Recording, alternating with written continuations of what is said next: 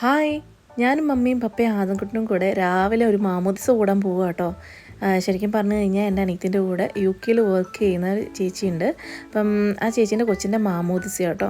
കൂടെ വർക്ക് ചെയ്യുന്നത് മാത്രമല്ല, അവരുടെ കൂടെയാണ് എൻ്റെ അനിയത്തി താമസിക്കുന്നത്.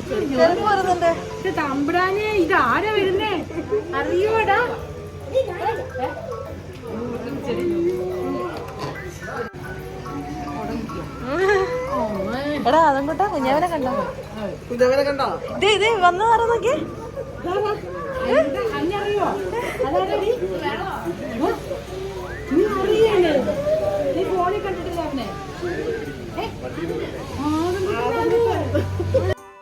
ആദംകുട്ടൻ്റെയും പെണ്ണൂട്ടിൻ്റെയും കൊച്ചു വർത്താനങ്ങൾക്കൊക്കെ ശേഷം ഞങ്ങൾ പള്ളിയിലേക്ക് മാമോദിസ കൂടാനായിട്ട് പോയി കേട്ടോ. ഇത് പള്ളിയിലെത്തിയ രംഗമാണ്.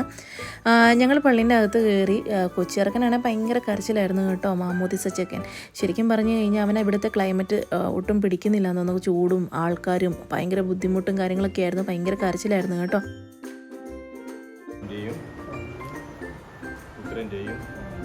പരിശുദ്ധാത്മാവിൻ്റെയും നാമത്തിൽ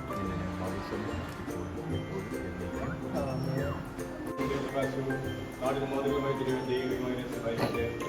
ഈ തിരുക്കർമ്മങ്ങളിൽ പകർത്തുന്ന ദേശം സ്മാരിക്കട്ടെ, ഇപ്പോഴും എപ്പോഴും എന്നേക്കും. വീട്ടിലെത്തി ചെറിയ കേക്ക് മുറിയും കാര്യങ്ങളൊക്കെ ഉണ്ടായിരുന്നു കേട്ടോ. പക്ഷേ കേക്ക് കട്ടിങ്ങിനൊന്നും അവൻ അങ്ങനെ നിന്ന് കൊടുത്തില്ല. അപ്പം അതിനൊത്തിരി ക്ഷീണവും കാര്യങ്ങളും കരച്ചിലും ബഹളവും ചൂടെന്ന് പറഞ്ഞാൽ ഭയങ്കര ചൂടായിരുന്നു. കാര്യം മഴയാന്ന് പറഞ്ഞിട്ടൊന്നും കാര്യമില്ല, ഭയങ്കര ചൂടായിരുന്നു ആ സമയത്ത്. എന്തായാലും ഞങ്ങൾ ഫുഡ് കഴിക്കാൻ വേണ്ടിയിട്ട് നമുക്ക് നല്ല അടിപൊളി ചോറും കറിയും നല്ല ടേസ്റ്റി ആയിരുന്നു കേട്ടോ. കാരണം ഒത്തിരി വിഭവങ്ങളുണ്ടായിരുന്നു. ലാസ്റ്റ് ഐസ്ക്രീം വിളമ്പി. ചൂട് കാരണം ആദംകുട്ട ഷർട്ടിൻ്റെ ബട്ടൺസൊക്കെ അയച്ചിട്ട് ആർക്കും കിട്ടണ്ട, ഞാൻ മാത്രം കൊണ്ടാൽ മതി എന്നും പറഞ്ഞുകൊണ്ട് കൂളറിൻ്റെ മുന്നിലൊക്കെ പോയി നിന്നു കേട്ടോ.